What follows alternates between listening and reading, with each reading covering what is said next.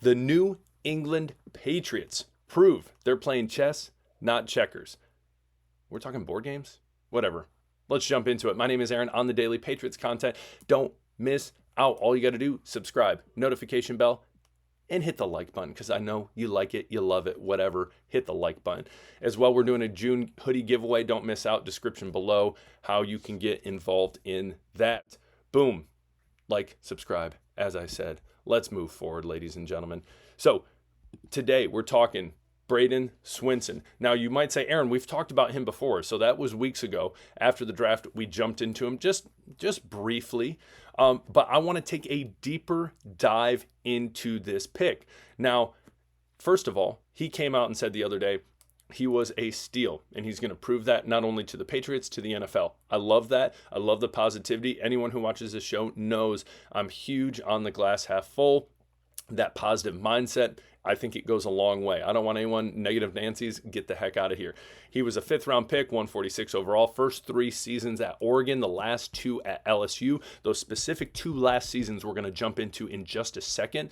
But a big question is, well, why, if he's so good, Aaron, why did he drop? Well, there's a couple different reasons. One, he decided not to play in any of the Senior Bowl or the East-West game. If you know any of those games, those are prospect games that people are invited to. From their combine, all these different things, didn't play in that. And then as well as a lack of pre-draft participation. So he didn't do a ton of stuff. You look at his combine stuff, didn't participate in a ton of things. Obviously some things based on the picture he was there. But as well, there was other pre-draft things that he didn't really participate in. So it was one of those things where, okay, are you hiding something? Is there something you don't want us to know? Is there something that you think is going to make your draft stock tank? But when it comes down to it, it's just like, no, I'm going to be me, and I'm going to do what I think is best for me. Now, we're really going to jump into now those last 2 years at LSU and really showing the Patriots and how they study, how they scout, and do everything they can to get the best players available for their team and their scheme and what they are doing. Again, chess, not checkers. Let's jump into it. Why is he a steal? Well, his last 2 years at LSU, he had Matt House as a defensive coordinator, who was later relieved of his duties. And then they hired in Blake Baker, defensive coordinator. Now, his stats his senior year flourished under Baker. And what's interesting about Baker is this: his defensive scheme, what he believes, his mindset is very similar, very, very similar to Terrell Williams and Mike Vrabel.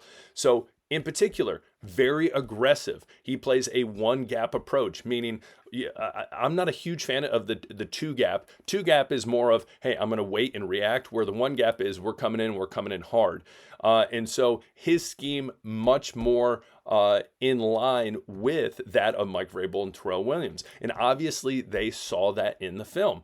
His sacks went from, I believe it was the low single digits to 8.5 sacks. And if you look at his stats specifically, they were in some big games. So against Ole Miss, against Texas A&M, some big, at times in the SEC, at least Ole Miss. Ole Miss had a chance at times last year. People thought they were going to make a go at the playoff. Did not happen, but it wasn't like they were going against lesser opponents like a crappy FCS school. So that being said, you can start to see and build the fact that, yeah, I think the man's telling the truth.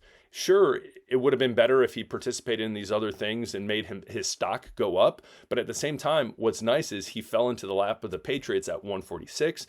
Mike Vrabel and their team, looking at their big board, said, listen, we need an edge rusher. We need some depth at this position. We have Keon White, we have Harold Landry III, but we need someone else. Swinson is a guy that I think will be able to get on the field and show what he can do this season. Now, am I saying that he's going to go out there and be an all NFL rookie, make the Pro Bowl, all this stuff? No, I'm not saying that. But what I am saying is when you kind of dig deeper into why these selections were made, especially someone like Swinson, you can understand, hey, okay, he fits the system. He has the motor that this team wants. As well, great value. So when it comes down to it, great move by the Patriots. Now, we're not going to be able to see until he's obviously out in the field. But as you look at all this and take a deeper dive into the why, it's cool to see that, hey, Mike Vrabel, it's not just like he's at a whim, like, all right, boom, here we go. Nope, it's calculated.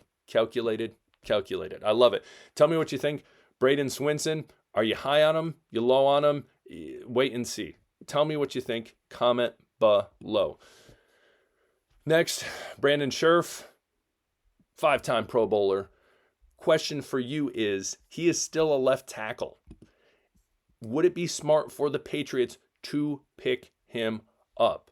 Again, I'm not on board with it. I think Cole Strange has potential, just because I think it's kind of a Stephon Diggs situation in a way. I'm not saying it's a carbon copy, mirrored, symmetrical look at both of them. But what I am saying is Cole Strange has a lot to prove to a lot of different people. He wants to prove to this organization that he still can play and that he was worth a first-round pick. You know, in his heart of heart, that's what he believes. Now, a lot of you might say, well, he's never going to prove that to me.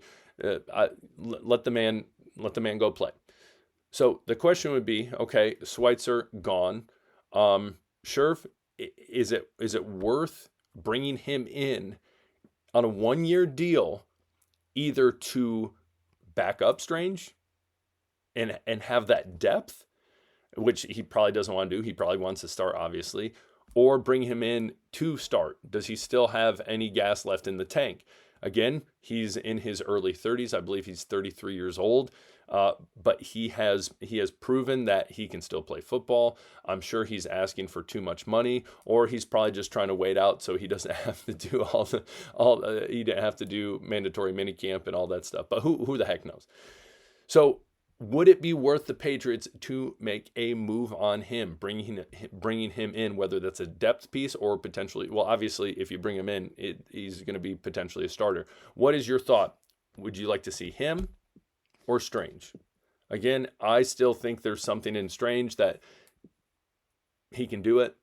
He wants to prove people wrong, and he has potential. I think there are other depth pieces in place for this team that makes me feel more comfortable.